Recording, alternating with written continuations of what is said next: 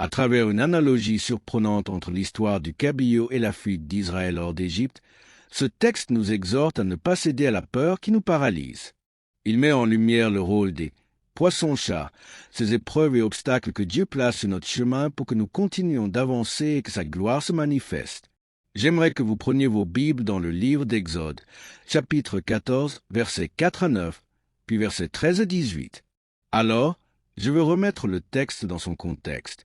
Nous voyons le peuple de Dieu ici, mais il n'a pas vraiment été le peuple de Dieu depuis très longtemps. Ils sont en captivité depuis 411 ans en Égypte, bien qu'ils y vivent depuis 430 ans. Mais au cours des 400 dernières années, ils ont été asservis. Maintenant, 40 ans représentent généralement une génération dans les Écritures. Donc, 10 générations vivent de la mémoire de Dieu. Il leur reste donc un peu de mémoire de Dieu, puisqu'après 10 générations, ils en savaient assez sur lui pour faire encore appel à lui. Mais leur foi, leur théologie et leur compréhension de Dieu sont diluées par le temps et polluées par l'association avec les Égyptiens. Cela est prouvé, car plus tard, lorsqu'ils arrivent dans le désert et qu'ils essaient de construire une image de Dieu, ils construisent l'image du Dieu des Égyptiens. C'est parce que ceux avec qui vous traînez vous affectent. Et pourtant, avec juste le peu de foi qui leur restait, ils ont fait appel à Dieu à cause de l'esclavage intense qui leur était imposé. Ils ont crié à Dieu, et Dieu les a entendus. Je suis tellement content que vous n'ayez pas besoin d'être parfait ou d'avoir tout ce qu'il faut pour que Dieu vous entende. Vous ne gagnez pas le droit d'être entendu, et Dieu les a entendus. Ils se débattaient, mais Dieu les a entendus. Ils étaient brisés, mais Dieu les a entendus. Ils n'avaient même pas pleinement compris qui ils étaient, mais Dieu les a entendus et a envoyé Moïse pour les délivrer. Maintenant, Moïse était quelqu'un qu'ils auraient dû connaître, mais Moïse est dans le désert depuis 40 ans. Alors les personnes âgées se souvenaient peut-être de lui, mais les jeunes ne savaient même pas qui il était.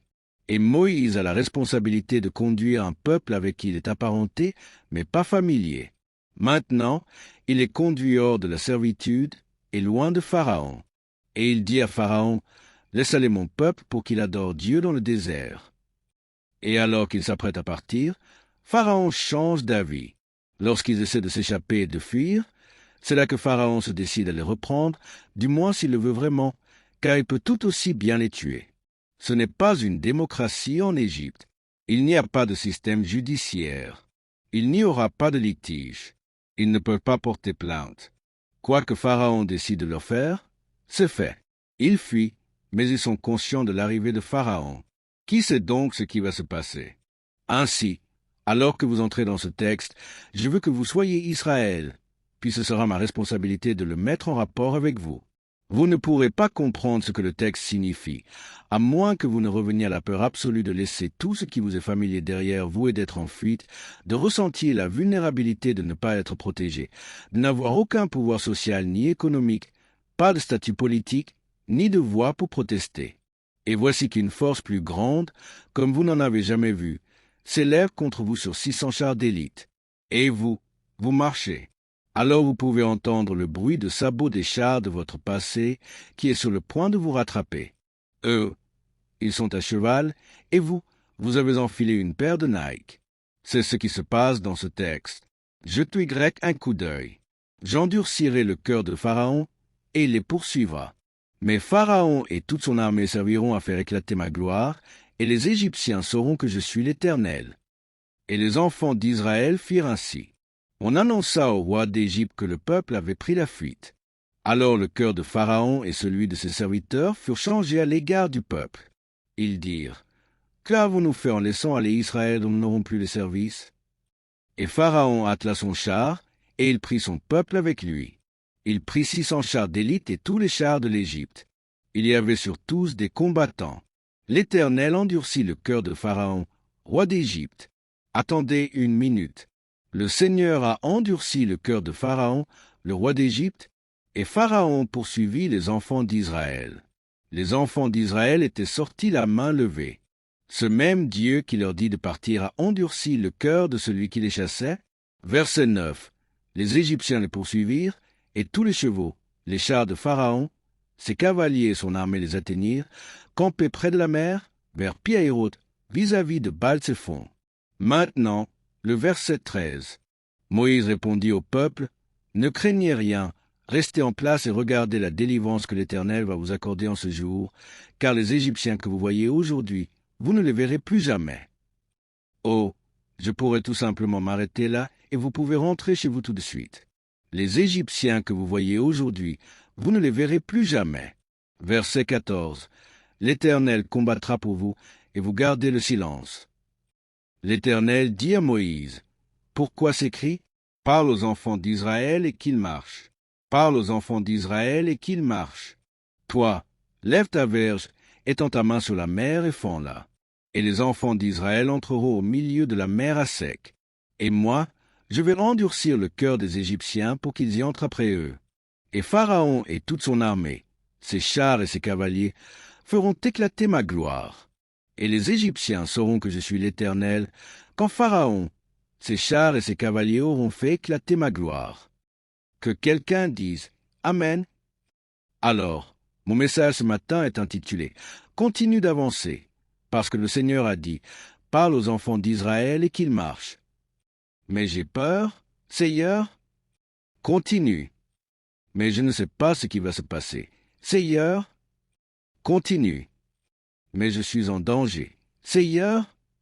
Continue. Mais je me sens vulnérable. Seigneur. Continue. Comment maintenir le mouvement lorsque l'enfer se déchaîne dans notre vie?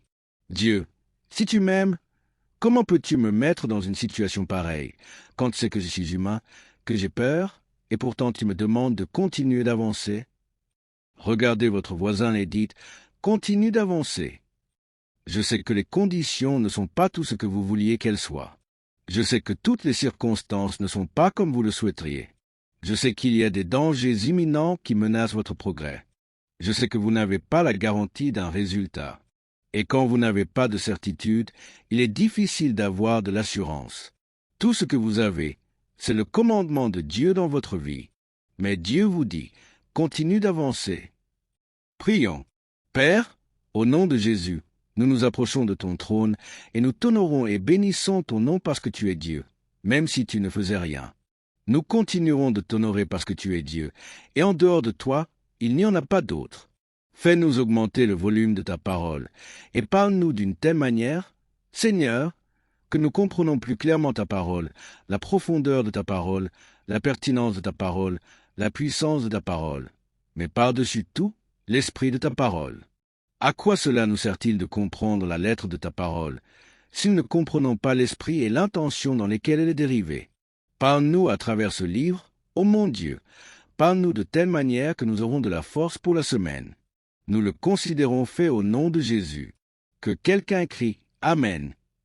L'autre jour, j'étais à l'aéroport et j'ai rencontré un confrère, un pasteur qui est ici dans cette ville, et nous échangions des plaisanteries. « Comment ça va? »« Eh bien toi ?» etc. Il me dit « Je veux te poser une question. » J'ai répondu « D'accord. » Il me demande « Comment arrives-tu toujours à rester frais? Tu sembles toujours enthousiaste. Tu as toujours un message nouveau. Tu es toujours au taquet. Comment arrives-tu à rester frais? » Et je ne savais pas vraiment comment répondre à ça, parce que je n'y avais pas vraiment réfléchi avant. Ce n'est pas comme si j'essayais d'être frais. Ce n'est pas comme si je me levais le matin en priant « Seigneur, aide-moi à rester frais. » Et puis, ma fille m'a envoyé un texto dans lequel elle disait « Papa, l'une des choses que j'admire chez toi, c'est que tu n'as pas peur d'être à nouveau un étudiant de 2e année. » Vous savez qu'elle a toujours une façon de dire des choses qui vous plongent dans une profonde réflexion. Un étudiant de 2e année, c'est-à-dire que tu n'as pas peur de te recréer, tu n'as pas peur d'être aventureux, tu n'as pas peur de revenir à 1, comme 1, 2, 3, 4, 5, 6, 7, 8, 9, 10. 11 est encore 1 au niveau suivant. 21 est encore 1 au niveau suivant. 31 est encore 1 au niveau suivant. 41 est encore 1 au niveau suivant. 51 est encore 1 au niveau suivant. 61 est encore 1 au niveau suivant. Et certaines personnes ne grandissent pas parce qu'elles ne sont pas disposées à abandonner le 10 pour revenir à 1. Et si vous ne voulez pas abandonner le 10, vous resterez là où vous êtes pour le prestige d'avoir atteint 10. Et parce que vous ne voulez pas revenir à 1, vous ne réussissez pas à atteindre votre pleine capacité, parce que vous ne voulez pas redevenir un étudiant de 2e année, puisque vous avez déjà été en 4e. Vous ne voulez plus dire « je ne sais pas ». Vous ne voulez plus rien faire qui soit hors de votre zone de confort. Vous ne voulez plus entrer dans l'inconnu et vous arrêtez de grandir parce que vous avez cessé d'avancer. Pour continuer à grandir, vous devez continuer à avancer. Suivez-vous ce que je dis? Et vous ne pouvez pas aimer le prestige de 10 lorsque vous n'avez pas réussi à arriver au 11. Le 11 vous met dans une pièce avec des 20. Et certaines personnes ne supportent pas d'être dans une pièce avec les 20 une fois qu'ils ont atteint 10. Ils préfèrent être un grand poisson dans un petit étang que nager dans une eau plus profonde et être entouré de baleines, de requins, de dauphins et consorts. Ils aiment l'image plus que la réalité. Alors, en parlant de poissons, j'ai lu récemment un article à propos du saumon. Il parlait des ours polaires qui meurent de faim parce que nous mangeons toute leur nourriture. Le saumon est devenu si populaire dans le monde entier que maintenant, lorsque les ours polaires vont pêcher, ils ne peuvent plus manger le saumon qu'ils mangent normalement car il figure sur tous les menus des restaurants du monde entier. Mais avant que le saumon soit si populaire, c'était le cabillaud. Et tout le monde mangeait du cabillaud. Ne vous inquiétez pas, cela semble n'avoir rien à voir avec mon message, mais vous verrez le rapport dans un instant. Le cabillaud se trouvait sur la côte et les habitants de la côte mangeaient tous du cabillaud. À l'époque, pour arriver à en avoir lorsqu'on vivait sur la côte ouest, on devait les envoyer par train. Et cela prenait une éternité pour le transporter de la côte à la côte ouest. Alors ce qu'ils ont fait, c'est qu'ils ont commencé à mettre le cabillaud dans de la glace. Mais au moment où ça arrivait sur la côte ouest et qu'on le cuisine pour être préparé, il avait perdu son goût, sa texture, et n'était pas frais. Alors ils ont dit, voilà ce que nous allons faire. Nous ne le mettrons plus dans de la glace, nous les laisserons en vie et nous les mettrons dans de grands aquariums. Nous les enverrons par train et quand ils vous parviendront, ils seront frais. C'est ce qu'ils ont fait. Et quand c'est arrivé et qu'ils ont préparé le cabillaud, il n'avait toujours pas bon goût et la texture n'était pas bonne. Ils n'arrivaient donc pas à trouver le moyen de l'expédier tout en le gardant frais. Alors, moi je comprends que ce ne soit pas frais quand il est congelé, mais un cabillaud vivant n'est pas frais. Ça prête à confusion. Non? Comment pouvez-vous être en vie et ne pas être frais? Voyager et ne pas être frais? Nager et ne pas être frais? Élever une famille et ne pas être frais? Avoir l'air frais, mais ne pas être frais? Bien s'habiller, mais ne pas être frais? Sentir bon, mais ne pas être frais? Quand ils l'ont goûté, ce n'était pas frais. Alors, dans un dernier effort pour essayer de résoudre le problème, ils ont décidé de mettre des poissons-chats dans le réservoir des cabillauds. En effet, les poissons-chats sont des prédateurs naturels du cabillaud et en mettre quelques-uns dans le réservoir avait que signifier que pendant le voyage, le cabillaud devait être en fuite. Vous voyez maintenant le rapport avec mon message. Finalement, cette fois-ci, quand ils sont arrivés à destination, ils étaient toujours frais, car pour que le cabillaud reste frais, il devait être dans l'environnement du poisson-chat. Le Seigneur sait exactement quel type de poisson-chat mettre dans votre vie pour vous maintenir frais. Même si frais signifie être mal à l'aise, même si frais signifie être en fuite, et même si frais signifie que vous êtes poursuivi. Je sais que vous priez pour un aquarium sans poisson-chat, mais Dieu utilise le poisson-chat pour vous garder frais. Et lorsque vous y réfléchissez, toute votre vie, vous avez eu quelque chose qui vous a poursuivi. Vous n'apprenez à bien prier que quand quelque chose vous accule.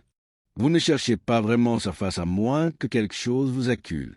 Vous n'invoquez pas vraiment son nom à moins que quelque chose vous accule.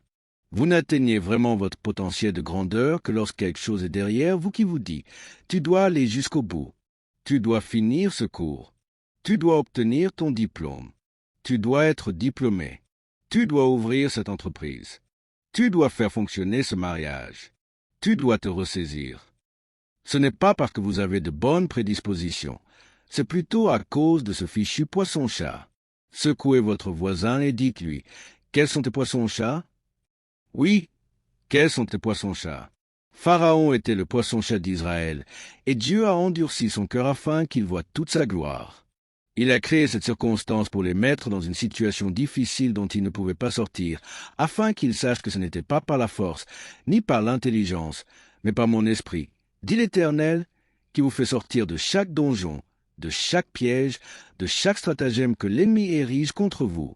Si vous n'aviez pas d'opposition, vous penseriez que vous y êtes arrivé par vous-même. Mais merci, Seigneur, pour le poisson-chat qui vous fait savoir que ce n'est pas le cas.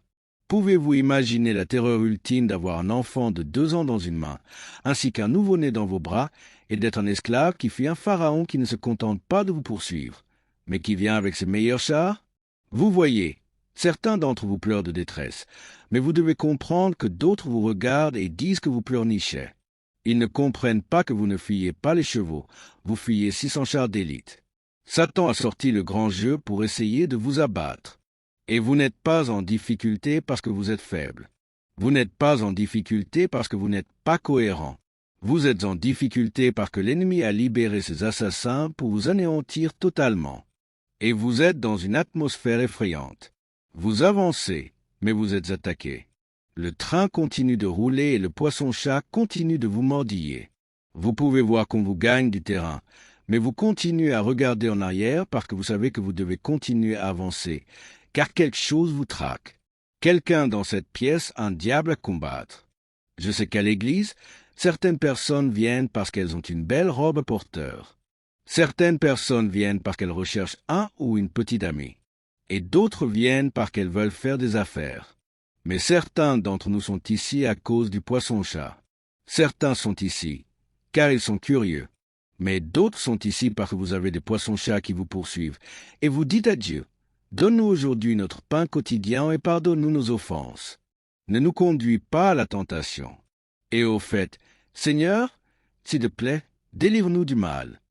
Ces gens fuient l'oppression et ils vont là où ils ne sont jamais allés pour faire quelque chose qu'ils n'ont jamais fait, avec quelqu'un qui les dirige, mais qu'ils n'ont jamais rencontré auparavant. Moïse est parti depuis 40 ans. Ce n'est pas comme s'il traînait au café avec ces gens. Ils sont sous sa direction et il les a menés dans un lieu effrayant. J'aimerais vous faire réfléchir sur le fait que vous n'avez pas vécu si vous n'avez pas encore vécu dans un lieu effrayant. Vous ne savez pas qui vous êtes à moins que vous n'ayez été dans un lieu effrayant. Vous ne savez pas ce que Dieu peut faire à moins que vous n'ayez été dans un lieu effrayant. Vous ne savez pas ce qu'est la foi à moins que vous n'ayez été dans un lieu effrayant. Vous ne savez pas à quel point votre Dieu est puissant à moins que vous n'ayez été dans un lieu effrayant. Jusqu'ici, c'est juste la religion, la doctrine, la théologie et le dimanche des femmes, le dimanche des hommes. Mais lorsque vous avez déjà été dans un endroit effrayant, cela change votre perception de l'Église à cause du poisson-chat. Ce qui m'amène à cette crainte qu'ils avaient. Et ce qui est drôle ici, c'est la cohabitation de la foi et de la peur. Ils avaient assez de foi pour y aller, donc on ne peut pas dire qu'ils n'avaient pas de foi. Ils ont emballé tout ce qu'ils avaient, sont partis au milieu de la nuit, sous les ordres du Saint-Esprit, pour aller quelque part où ils n'ont jamais été. Et cela demande de la foi. Il fallait de la foi pour y aller, et Dieu les a fait sortir. L'ange de la mort était passé cette nuit-là, et la Bible dit que dans chaque maison où il n'y avait pas de sang sur les portes, l'ange de la mort faisait mourir le fils aîné. Ils avaient donc la foi de croire en Dieu pour y aller, et ils se débrouillaient vraiment bien jusqu'à ce qu'ils rencontrent le facteur peur.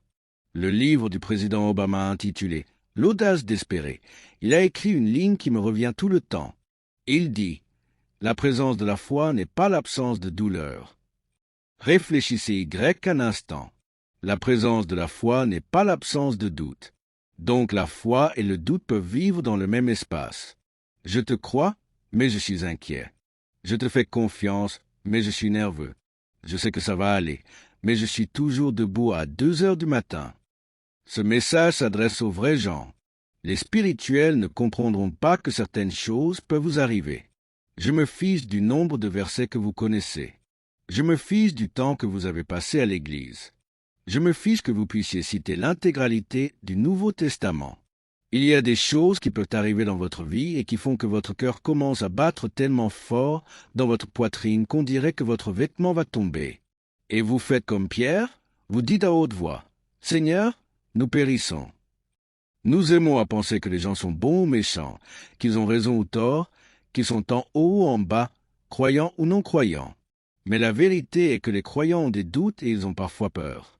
Peut-être que nous ne sommes pas censés être comme ça, mais quand tout d'un coup vous entendez le bruit des sabots, de quelque chose qui essaie de vous rattraper, de quelque chose que vous avez craint, avec lequel vous avez eu 400 ans de traumatisme, auquel vous pensiez finalement avoir échappé, auquel vous avez tout consacré et risqué pour en échapper, C'est difficile d'être cool et effrayé.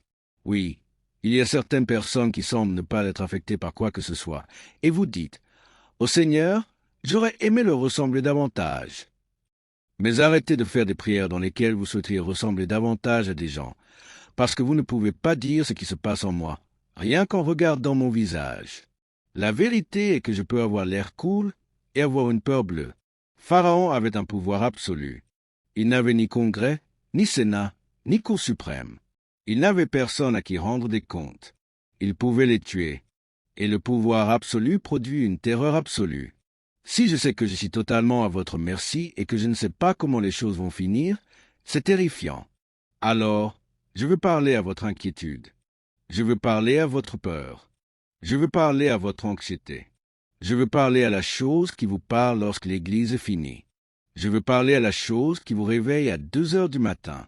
Je veux parler de la chose dont vous ne pouvez parler à d'autres personnes parce que c'est trop personnel, c'est trop effrayant, c'est trop dangereux et vous ne voulez même pas en parler. Mais cela vous poursuit dans votre aquarium. Cela vous pourchasse dans votre aquarium. Je parle de la vraie peur. J'étais en Afrique du Sud et l'un des frères là-bas a peur des singes. Mais il y a des singes partout en Afrique du Sud, vous savez. Donc si vous prenez le petit déjeuner sur une terrasse ou un truc de ce genre, le singe va attendre que vous fassiez un mouvement car ils viendront et prendront votre petit pain avant même que vous ne mettiez du beurre dessus. Ils viennent et prennent votre petit pain en se moquant de vous. Personnellement, je pensais que ce singe était mignon. Le frère, lui, avait un spasme et il a dit « J'ai peur des singes ». Cela ne m'a pas vraiment dérangé, plus que ça part que je me disais que j'étais déjà bien plus grand que le singe, que s'il voulait se battre et que nous en venions aux mains. Je sais que ce n'est peut-être pas très chrétien, mais je n'ai pas de problème à me battre contre un singe, surtout si j'ai faim. Je vais lui donner un bon coup de poing et je vais lui dire « Si tu ne paies pas pour ce petit déjeuner, lâche ce petit pain. » Je n'avais donc pas peur des singes. Je pensais qu'ils étaient millions, mais j'ai peur de certaines choses. Et ce n'est pas parce que je n'ai pas peur de ce dont vous avez peur que cela signifie que votre peur n'est pas réelle. Parce que tout le monde a peur de quelque chose. Je ressemblais à un héros à ce moment-là. J'ai dit au frère, je vais te protéger. Ce singe n'était pas si grand. En fait, il était plutôt petit, mais ce n'était pas comme si c'était un gorille, rien de tel. Cela aurait changé la donne, bien sûr. Si c'était le cas, je l'aurais retiré de mon non-sermon. C'est sûr. Voyez-vous, la peur affecte le corps. Vivre sous une peur constante, bien qu'il s'agisse d'une émotion, a un impact négatif sur le corps. Cela affecte votre santé physique, cela affaiblit même votre système immunitaire, affecte votre tube digestif, endommage votre système cardiovasculaire. La peur fait des choses que les médecins ne peuvent pas détecter dans le corps. Vous n'avez aucune raison d'être malade et pourtant votre corps réagit à quelque chose que le médecin ne peut pas détecter. Il voit les effets de la peur sur le corps, syndrome du côlon irritable, toutes sortes de choses qui vous arrivent. Fertilité basse parce que vous avez peur, parce que votre corps a pris tout votre sang et l'a dirigé vers le combat ou la fuite. Il augmente votre vision pour que vous puissiez voir et vos jambes pour que vous puissiez courir. Le sang qui alimente normalement votre corps et vos fonctions fuit parce que vous êtes en mode combat ou fuite. Alors, la peur a un impact négatif sur vous parce que notre instinct primaire est de fuir et de se battre. Mais la peur ne fait pas que faire des ravages sur votre corps, cela a également un impact sur votre esprit. Ils appellent cela la séquestration de l'amygdale. Cela affecte votre esprit. Cela détourne tout. Votre cerveau perçoit tout différemment lorsque vous avez peur. Vous ne pouvez pas faire confiance à votre jugement quand vous avez peur. Tout est négatif quand vous avez peur. Cela affecte toutes vos décisions quand vous avez peur. Nous l'appelions paranoïa avant. Vous êtes juste paranoïaque. Y a-t-il quelqu'un ici qui a déjà été paranoïaque? Le téléphone sonne et vous sursautez et vous avez juste l'impression que quelque chose va se passer. Ma femme le décrit comme un ballon rempli d'eau qui est sur le point d'éclater au-dessus de votre tête, mais vous ne savez pas qui a l'épingle. Alors l'anxiété, cela affecte tout. Et si vous baignez assez longtemps là-dedans, cela amène le cerveau à se souvenir de certaines choses, comme l'odeur, la vue ou le son qui vous ramènera au lieu même de l'événement passé. Vous vous retrouvez donc dans une névrose post-traumatique. C'est fini, mais ce n'est pas fini pour vous. Il y a des détonateurs qui peuvent vous ramener directement dans cet espace, et vous réagirez à partir d'un déclencheur, bien que ce problème soit parti. Je veux que vous y réfléchissiez, parce que je pense que ce que j'enseigne en ce moment a détruit plus de mariages et plus de ministères que tout ce dont nous pourrions parler. Ce n'est pas ce qui se passe le problème, c'est que ce qui se passe a déclenché quelque chose qui s'est déjà passé. Personne n'a jamais été détruit par le bruit des sabots, mais le bruit du sabot est un détonateur. Cela leur rappelle l'abus de 400 ans. Et Pharaon n'a encore fait de mal à personne à ce moment-là, mais ils l'ont entendu venir et ont été terrifiés. Vous devez être prudent, car le mensonge peut être un déclencheur. Quand le diable qui est menteur vous chuchote ce qui pourrait arriver et que vous vous souvenez de quelque chose qui se produit, c'est presque comme si cela se produisait maintenant. Tout à coup, vous réagissez de manière excessive dans une situation, et les gens qui n'ont pas vécu ce que vous avez vécu ne comprennent pas pourquoi vous explosez à propos de cette situation. Mais c'est un détonateur, et vous êtes horrifié. Ce n'est pas toujours un cheval qui arrive. Ce pourrait être un chagrin, ce pourrait être une déception, ce pourrait être un emploi perdu. Cela peut être une occasion manquée et tout d'un coup, au lieu d'être rationnel et de dire « Eh bien, je dois me trouver un autre emploi », vous voulez vous suicider. « Oh mon Dieu, ma vie est finie, je suis maudit, rien ne va. » Et vous avez un spasme. Pharaon ne vous a même pas touché. Vous avez juste entendu le bruit des sabots, et le déclencheur a détourné l'occasion que vous avez d'être heureux en ce moment, car cela vous ramène constamment dans quelque chose dont vous êtes déjà réellement sorti. Vous voyez, la Bible dit que l'ennemi vient pour tuer, voler et détruire. Et l'une des choses qu'il fera, c'est voler la paix de là où vous êtes en ce moment, pour la remplacer avec la menace de là où vous étiez. Alors, lorsque vous entendez le bruit des sabots, même s'il ne vous a plu, cela vous rappelle qu'il vous avait. Et immédiatement, c'est comme si vous étiez déjà mort. Maintenant, ils maudissent là où ils sont et souhaitent retourner là où ils étaient. Ils disent, « Pourquoi ne nous as-tu pas laissés en Égypte? Pourquoi ne nous as-tu pas laissés là où nous t'avons imploré de nous sortir? » Parce que si vous ne faites pas attention, la peur vous maintiendra bloqué à 10 plutôt que de risquer d'aller à 11. Oh mon Dieu, à qui je parle ici? Je parle à quelqu'un et je ne sais pas à qui je parle. Mais quelqu'un s'apprête à entrer dans la dimension suivante. Dieu vous prépare à quelque chose, il avait besoin que vous entendiez ce message. Dites à votre voisin, ne reste pas coincé. Parce que la peur peut vous paralyser, la peur peut vous figer, la peur peut vous immobiliser, la peur peut faire fuir tout le monde, même les gens qui allaient vous aider. Mais la peur que l'on vous blesse à nouveau va vous faire dire, va-t'en, va-t'en, prends tes affaires et dégage d'ici. T'es comme ton père. Dégage, j'ai déjà vécu ça, et je ne veux plus revivre. La peur peut éloigner les gens qui essaient de vous aider. Voilà que les Israélites sont maintenant en colère contre Moïse, parce que votre perception de qui est avec vous ou qui est contre vous peut être perturbée par la peur. La peur du rejet, la peur de la déception, la peur de l'échec peut vous empêcher d'essayer. La peur de tomber peut vous empêcher de grimper. La peur d'être vaincu peut vous empêcher de vous battre. Vous êtes nombreux à ne pas être aussi passifs que le monde pense, et vous n'êtes pas aussi apathiques qu'il l'en définit. C'est juste que vous avez peur de tomber. Alors, peut-être que je ne devrais pas grimper. Si je ne grimpe pas, je ne tomberai pas. Et si je n'y vais pas, je n'aurai pas à revenir en arrière. Et si je suis un esclave, je n'aurai pas à faire face à tout ça. Ramène-moi. Et tout d'un coup, les images, les sons, les odeurs deviennent des détonateurs qui vous font perdre ce que Dieu a devant vous. Et pourtant, malgré tout ça, malgré ce que la peur fait à l'esprit, malgré ce que la peur fait au corps, malgré toutes ces circonstances, la Bible dit que Dieu va tirer de la gloire de cette situation.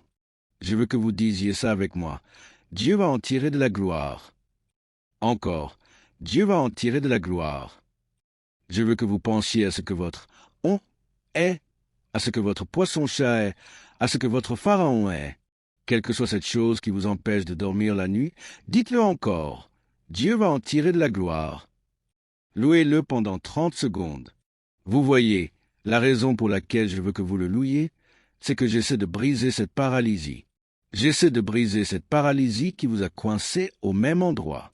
Mise en mémoire tampon, mise en mémoire tampon, mise en mémoire tampon.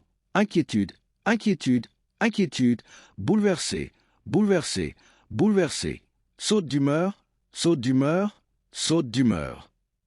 Si vous le louez, vous briserez cette paralysie. Je vais le louer jusqu'à ce que je récupère ma famille. Je vais le louer jusqu'à ce que je retrouve mon courage. Je vais le louer jusqu'à ce que je retrouve mes forces. Je vais le louer jusqu'à ce que je reprenne mon combat. Je vais le louer jusqu'à ce que je me remette sur le droit chemin. Je vais le louer jusqu'à ce que je me relève du sol. Je vais le louer jusqu'à ce que je me relève et que je commence à marcher. Que quelqu'un le loue. Dites à votre voisin, continue d'avancer, continue d'avancer. Moïse parle à Dieu parce que parfois vous n'avez personne à qui parler. Il ne peut pas parler à Pharaon, car il le pourchasse. Il ne peut pas parler à Israël, parce qu'ils sont en colère contre lui. Parfois, dans un lieu effrayant, le pire aspect de la peur est qu'il n'y a personne à qui parler. Et peut-être que je n'aurais pas si peur si je pouvais juste en parler. Et Moïse n'a personne à qui parler. Alors il crie à Dieu. Les meilleures réunions de prière sortent des pires situations. Vous n'avez pas de grandes réunions de prière parce que c'est mercredi. Vous avez de grandes réunions de prière parce que l'enfer se déchaîne. Vous avez une grande réunion de prière à cause du poisson-chat qui est dans votre aquarium. Vous avez une grande réunion de prière parce que Pharaon vous pourchasse. Oh, je sais que vous êtes conservateur, que vous êtes calme, que vous n'êtes pas le genre de personne à crier. Mais si vous avez assez de problèmes, si vous avez assez de difficultés, les ennuis vous feront agir comme si vous étiez pentecôtiste, que vous le soyez ou non. Cela vous fera courir partout dans votre maison et vous fera même parler en langue. Et Moïse parle à Dieu et lui dit, « Mais ce n'était pas dans le contrat. Seigneur, ce n'était pas dans le contrat. Je n'ai pas demandé ce genre de choses dans ma vie en ce moment. Tu ne m'as pas dit que mon mari allait me tromper. Ce n'était pas dans le contrat. Tu ne m'as pas dit que mon bébé allait naître déformé. Ce n'était pas dans le contrat. Que faites-vous lorsque vous vous retrouvez dans quelque chose que vous n'avez pas demandé? Vous savez ce que j'ai découvert à propos de Dieu? C'est qu'il est pauvre en détails. Il ne vous donne pas tous les détails. Va là-bas et dis à Pharaon de laisser partir mon peuple. Il n'a pas mentionné qu'il essaierait de te tuer quand tu le ferais. Ces petits détails qui aident quand même le frère à s'en sortir, il ne les donne pas. J'aimerais quand même savoir si tu vas assigner 600 tueurs à gages pour me tuer avant que je commence quoi que ce soit. Seigneur, ce n'était pas dans le contrat.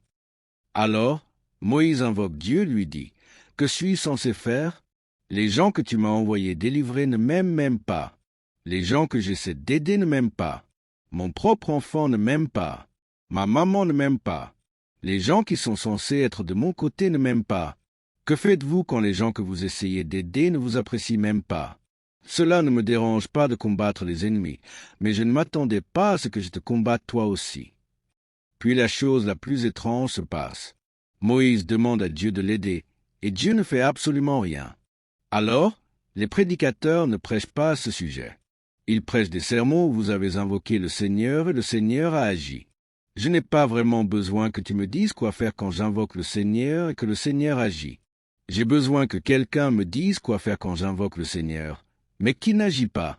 Que faites-vous quand vous lui demandez de vous guérir, mais il ne le fait pas, et vous demandez la prospérité, mais il prend votre voiture? Que faites-vous lorsque les choses ne se passent pas comme vous l'aviez en tête? Je vais vous dire ce que vous devez faire. Continuez à avancer. Vous n'entendez pas la puissance de ce que je dis, n'est-ce pas? Vous ne comprenez pas qu'une partie de la puissance de Dieu ne peut être libérée que si vous continuez à avancer? Si vous ne continuez pas à avancer, cela ne fonctionnera pas. L'ennemi essaie de vous arrêter, de vous paralyser, mais le Seigneur dit, « Peu importe ce qui est ton détonateur et peu importe le bruit que tu as entendu. » Moïse dit aux gens de continuer à avancer, et Dieu m'a dit de vous dire de continuer à avancer. Je sais que tu as peur, mais continue à avancer. Je sais que l'ennemi joue avec tes déclencheurs, mais continue à avancer. Je sais que tu ne connais pas l'issue de cette situation, mais continue à avancer. Je sais que tu aimerais que je me débarrasse des poissons-chats de ton aquarium, mais continue à avancer. Je suis Dieu, et je sais ce dont tu as besoin. Je sais ce qu'il faut pour te garder frais, et je sais ce qu'il faut pour faire sortir la gloire de ta vie. C'est mon travail d'être Dieu, mais c'est ton travail de continuer à avancer. J'ai commencé à prêcher quand j'avais 19 ans, et les gens me disaient que je ne durerais pas 2 semaines. Jusqu'ici, j'ai réussi à tenir 62 ans. parce que vous ne pouvez pas aller de l'avant si vous ne continuez pas à avancer. Alors, j'ai continué à avancer quand j'étais fauché, j'ai continué à avancer quand j'avais de l'argent, j'ai continué à avancer quand les choses allaient bien, j'ai continué à avancer quand les choses allaient mal, j'ai continué à avancer quand j'avais la foi, j'ai continué à avancer quand j'avais une peur bleue. Je sais que tu as peur, mais continue à avancer. Dieu dit, ce que j'ai planifié ne fonctionnera que si tu continues à avancer.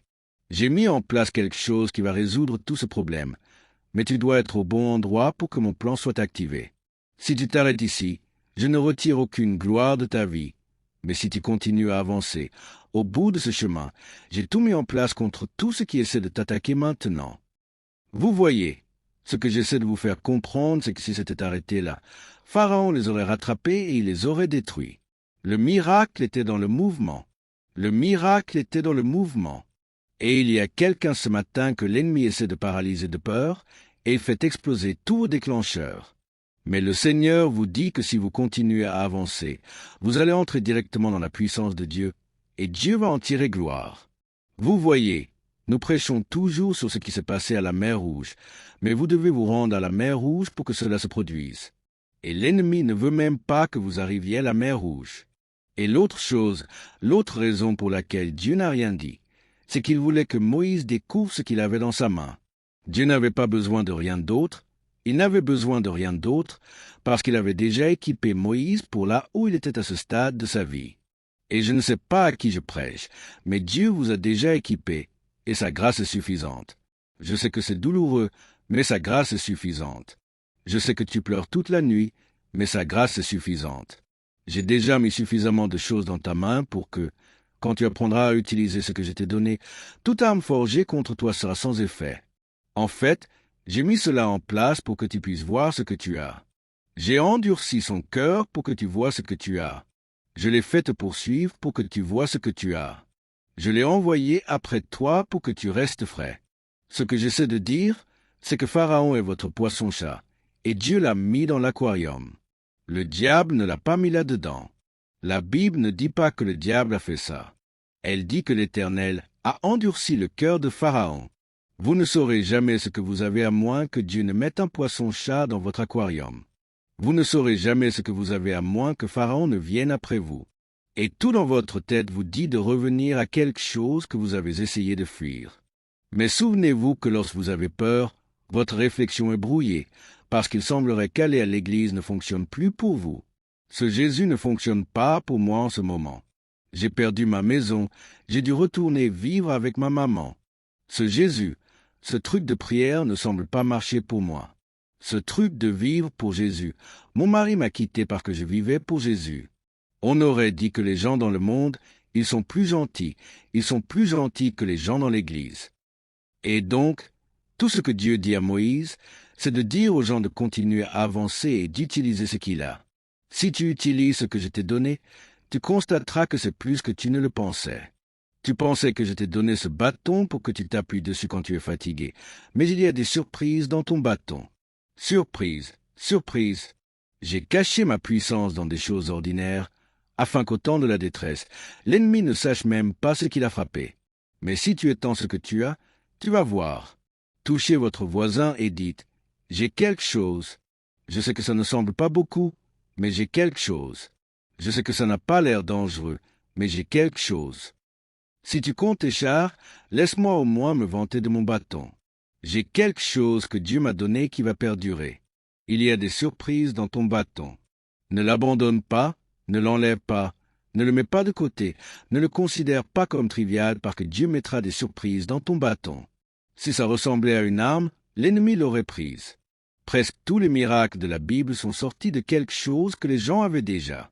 Un peu de farine, un pot d'huile, 2 poissons et 5 mises de pain, un lance-pierre et une pierre.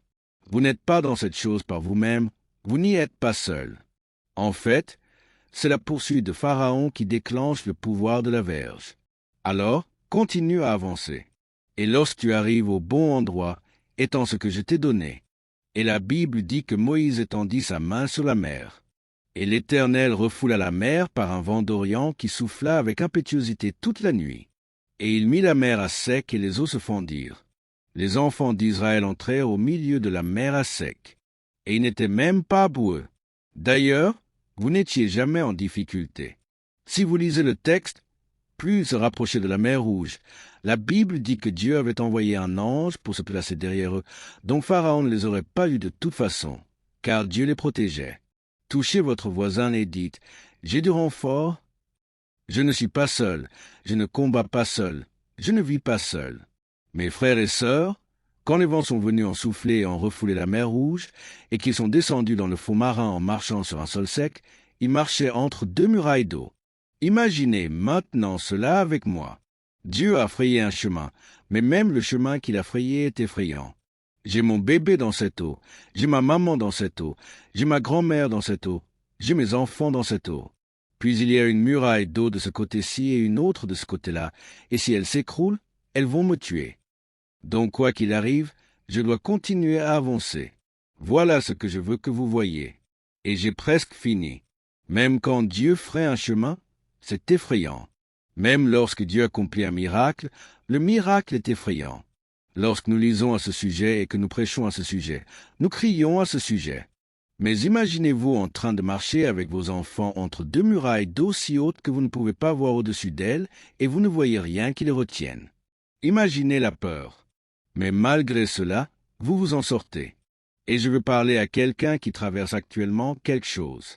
Vous ne voyez rien qui les retienne. Vos finances n'ont pas de sens au papier.